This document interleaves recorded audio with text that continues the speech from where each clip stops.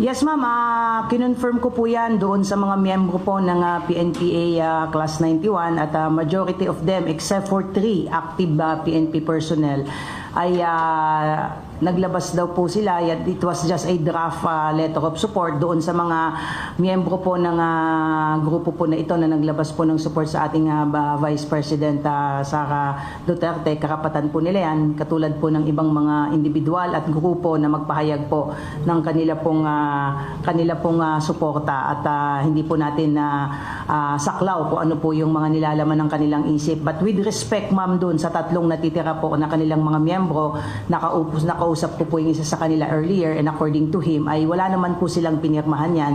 It was the stand of their class at grupo, but yung tatlong active po, they will remain political and non-partisan at hindi po nila saklaw yung kaisipan ng ibang miyembro po ng klase po nila. Wala po itong magiging epekto doon po sa mga aktibong miyembro po ng Philippine National Police Academy, because alam po namin yung aming mga sinumpaang tungkulin po at alam po namin na bilang mga miyembro po ng PNP, kami po ang unang-unang dapat